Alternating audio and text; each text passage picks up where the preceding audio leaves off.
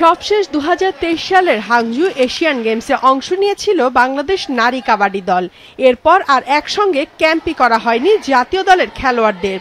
আগামী 4 থেকে 9 মার্চ ইরানে শুরু হতে যাচ্ছে মেয়েদের আন্তর্জাতিক এশিয়ান কাবাডি চ্যাম্পিয়নশিপের ষষ্ঠ আসর। সে আসরকে সামনে রেখে জানুয়ারির দ্বিতীয় সপ্তাহ থেকে অনুশীলন করছে বাংলাদেশ নারী কাবাডি দল।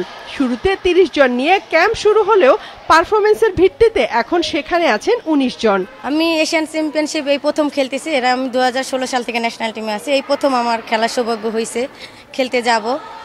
কোচেরা অনেক প্রত্যাশা করে আছে যে আমাদের ভালো একটা কিছু করব। আমরাও চেষ্টা করব ইনশাল্লাহ ভালো কিছু করার জন্য। লং টাইম ক্যাম্প করতে পারিনি, তবে যতটুকু করছি ততটুকুতে আমরা আশাবাদী আমরা একটা রেজাল্ট আনতে পারবো। ম্যাচের প্রয়োজন ছিল, কিন্তু এখন শর্ট টাইম তো আমরা ম্যাচ খেলার সময় পাইনি। আমরা নিজেদের ভিতরে ম্যাচ খেলি। এর আগে 2005 ও 2008 সালে মেয়েদের এশিয়ান কাবাডি চ্যাম্পিয়নশিপে অংশ নিয়েছিল বাংলাদেশ। প্রথমবার ব্রোঞ্জ জিতল, পরের বার চতুর্থ হয়ে ফেরে তারা। সে দলের অধিনায়ক শাহনাজ পারভীন মালেকা এবার সহকারী কোচের দায়িত্ব পালন করছেন। তিনি জানান, কাবাডি মাঠে অনুশীলনের জায়গা নেই। সুলতানা কামাল উইমেন কমপ্লেক্সে আছে নানা সমস্যা।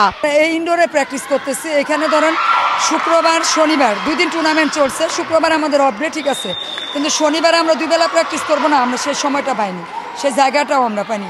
এখানে দেখেন এত বড় একটা ইনডোর, এখানে জিম নাই। আর বর্তমান কাবাডি আধুনিক হচ্ছে, এখানে আপনি জিম ছাড়া কোনো চিন্তাই করা যায় না। জিম আপনার মাসেল পাওয়ার বাড়াইতে গেলে, ডেভেলপ করতে গেলে জিম লাগবে। কাবাডি যেহেতু বডি কন্ট্যাক্ট গেম, যে কোনো সময় ইনজুর হয়ে যাচ্ছে প্লেয়াররা, টুকটাক ইনজুর সবারই আছে। তো আমাদের সুইমিংয়ের দরকার, আমাদের জিমের দরকার। আসলে আমরা তো এগুলো পাচ্ছি না। তো মেয়েদেরকে ডেভেলপ কীভাবে করাবো? যেহেতু 2টা ভালো রেডার আছে, শ্রাবণী আছে, তারপরে বৃষ্টি বিশ্বাস আছে, স্মৃতি আছে, আমাদের রূপালী আছে, অনেক প্লেয়াররা ভালো করতেছে। তো এদেরকে নিয়ে আমরা আশাবাদী ইনশাল্লাহ যে ওরা একটা ভালো রেজাল্ট করবে। সহকারী কোচ হিসাবে আরও আছেন জাতীয় পুরুষ দলের সাবেক তারকা খেলোয়াড় আর্দুজ্জামান মুন্সি।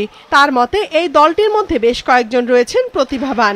আমার মনে হয় যে অতীতের তুলনায় এবার আমাদের প্র্যাকটিসটা খারাপ হয় নাই, যদিও খুব শর্ট টাইম।